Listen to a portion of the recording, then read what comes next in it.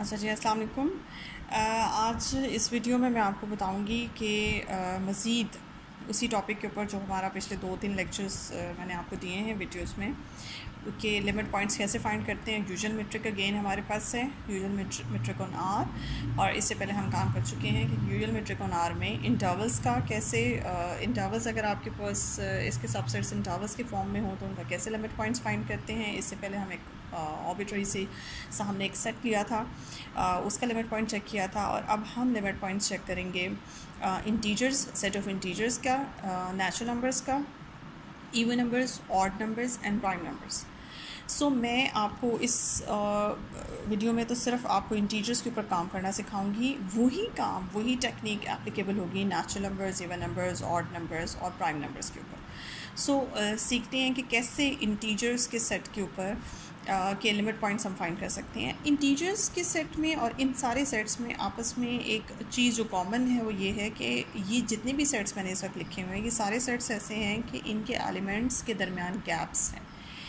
ठीक है, क्योंकि जब आप इन्हें नंबर लाइन पे ड्रॉ करते हैं तो आपको पता चलता है कि मैं ये वर्ड क्यों यूज़ कर रही हूँ कि ये सेट्स ऐसे हैं कि जिनके एलिमेंट्स के दरमियान गैप्स हैं। गैप्स कैसे हैं? बज़ाहिर तो आपको गैप्स नहीं नज़र आते। फॉर एग्ज़ाम्पल जी आपके पास सेट ऑफ इंटीजर है, आप इसे ऐसे रिप्रेजेंट करते हैं। ठीक है जी, ये आपका सेट ऑफ इंटीजर है। लेकिन जब आप इसे नंबर लाइन पे ड्रॉ करते हैं,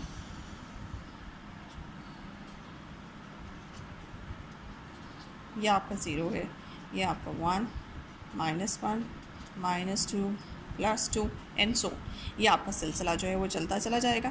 नंबर लाइन पे जब हम इसे ड्रॉ करते हैं तो हम देखते हैं कि 0 और 1 के दरमियान और 0 और -1 के दरमियान कितने बड़ा गैप है। ये बज़ाहिर आपको छोटा सा गैप लगता है, लेकिन ये गैप छोटा सा गैप नहीं है। हम हमेशा ये कहते हैं नंबर लाइन पे हर दो कंसेक्टिव इंटीजर्स के दरमियान या हर दो कंसेक्टिव नंबर्स, रियल नंबर्स के दरमियान भी जो गैप होता है वो इन्फिनिट गैप होता है। फ़िलहाल ये तो दो इंटीजर्स हैं, इंटीजर्स के दरमियान जो गैप है ये एक छोटा सा इंटरवल है।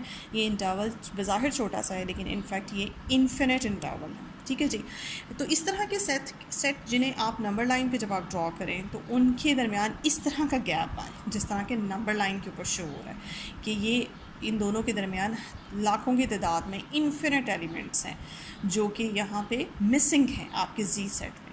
तभी मैं ये कहती हूँ कि ये जो सेट है ये इसके एलिमेंट्स गैप्स के साथ हैं, या मैं कहती हूँ बिखरे हुए। नंबर लाइन पे जब आप इसे ड्रॉ करें तो आपको पता चलता है कि फासले से हैं, गैप्स के साथ।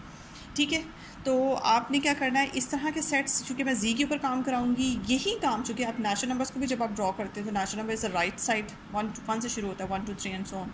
इवन नंबर्स जो हैं वो प्लस माइनस के साथ है, +-2, 0, +-2, +-4 एंड सो ऑन। तो जो काम आप जी के ऊपर करेंगे सेम उसी तरीके से बाकी क्वेश्चंस को भी प्रूव किया जा सकता है, अगर आपको बाकी क्वेश्चंस के ऊपर अप्लाई करना हो। तो सबसे पहले स्टार्ट करते हैं इंटीजर्स के ऊपर। फॉर एग्जांपल इंटीजर्स के अपने एलिमेंट्स को चेक करते हैं सबसे पहले, क्योंकि दो हिस्से, जब भी आपको लिमिट पॉइंट चेक करना है तो आप उस अपने क्वेश्चन के दो हिस्से बना लें। सबसे पहले तो जिस सेट के लिमिट पॉइंट्स चेक करने हैं उस सेट के अपने एलिमेंट्स को चेक करें एज ए लिमिट पॉइंट, और फिर आप उन्हें चेक कर लें तो फिर उस सेट के बाहर के एलिमेंट्स को as a limit point check करें। तो फिलहाल मैं जो काम करने लगी हूँ केस 1 में सेट के अपने एलिमेंट्स को चेक करने लगी हूँ एज ए लिमिट पॉइंट। तो आप ये देखिए, सबसे पहले हम चेक करते हैं, फॉर एग्जांपल 0 को चेक करते हैं, क्या 0 जो है वो जी का लिमिट पॉइंट है या नहीं है।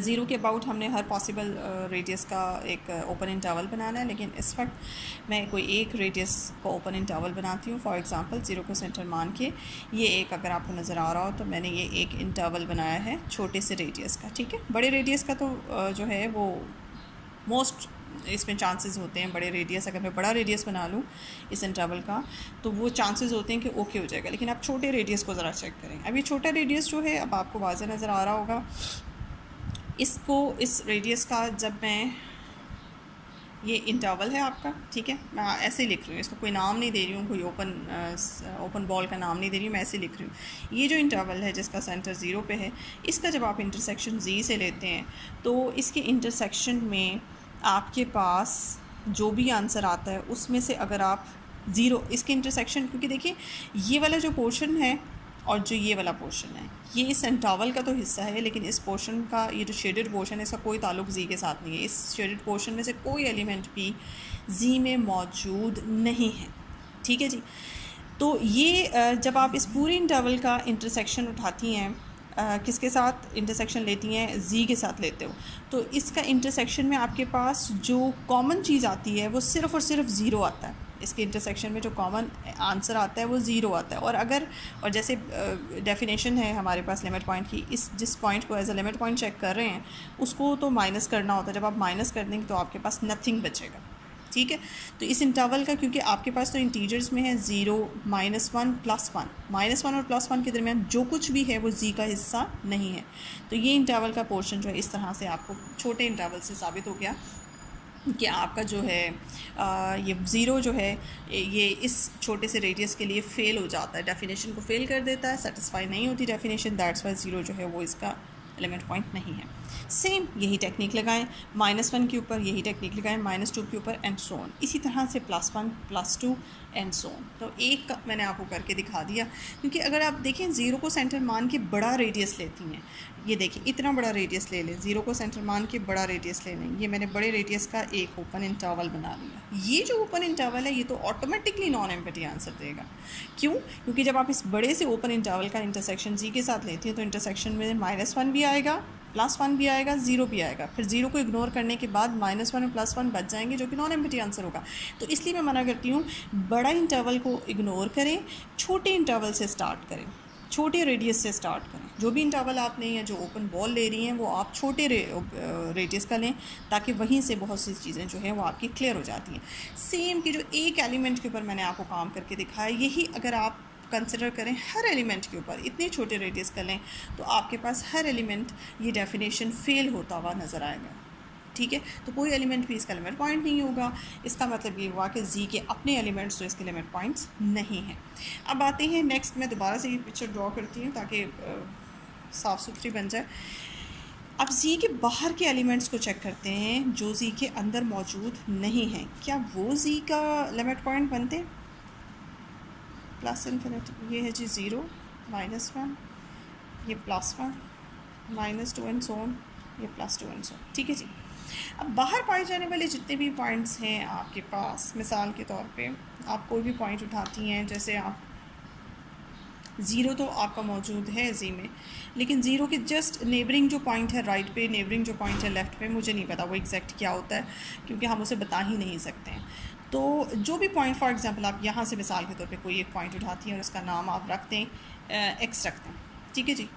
अब आप एक्स को सेंटर मान के बड़े रेडियस का नहीं, छोटे रेडियस का कोई ओपन बॉल बनाएं, ये इंटरवल आपने बना लिया। अब आप ये देखें, ना ये एक्स आपका जी का हिस्सा था और ना ही ये इंटरवल पूरे का पूरा आपका जी का हिस्सा है। तो इस पूरे इंटरवल का जब आप इंटरसेक्शन उठाएंगी जी के साथ लेंगी तो जी में तो 0 है या 1 है, 0 और 1 के दरमियान जो चीज़ है वो नहीं है। तो इस इंटरवल का जब आप इंटरसेक्शन लेती हैं जी के साथ तो आपके पास डेफिनेटली इंटरसेक्शन जो है वो 5 आता है, ठीक है। तो वो 5 इंटरसेक्शन की वजह से ये जो एलिमेंट है, जो इन दो एलिमेंट्स के दरमियान दो इंटीजर्स के दरमियान पाए जाने वाले जितने भी एलिमेंट्स हैं, ये एक्स एलिमेंट उन सब की रिप्रेजेंटेशन कर रहा है। सो हर दो कंसेक्यूटिव इंटीजर्स के दरमियान जितने भी रियल नंबर्स हैं, ये उन सब एलिमेंट्स, उनके साथ आप बिल्कुल ऐसे डील करें जैसे मैंने एक्स के साथ डील किया। सो जितने भी एलिमेंट्स इन इंटीजर्स के दरमियान पाए जाते हैं वो आउटसाइडर है, इंटीजर्स के आउटसाइडर्स हैं, आउटसाइडर पोर्शन है। तो वो आउटसाइडर पोर्शन में से भी कोई आप एलिमेंट उठाती हैं तो वो छोटे रेडियस की वजह से फेल हो जाता है, क्योंकि फॉर ऑल रेडियस होना चाहिए ना, ओके ये वाली कंडीशन। तो छोटे रेडियस की वजह से एम्प्टी इंटरसेक्शन आता है, एम्प्टी इंटरसेक्शन की वजह से वो फेल हो जाता है और हमारा वो जी का लिमिट पॉइंट नहीं बन पाता। सो हमने ये देखा कि जी के अपने भी पॉइंट्स उसके लिमिट पॉइंट्स नहीं होते, और जी के बाहर से, यानी कि आर के अंदर से जो जी के बाहर से, या समझ लें कि जी के कॉम्प्लीमेंट में से जो पॉइंट्स हैं वो भी जी के लिमिट पॉइंट्स नहीं बन पाते हैं।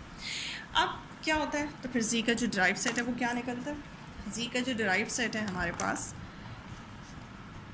वो हमारे पास एम्प्टी सेट निकलता है, ठीक है जी।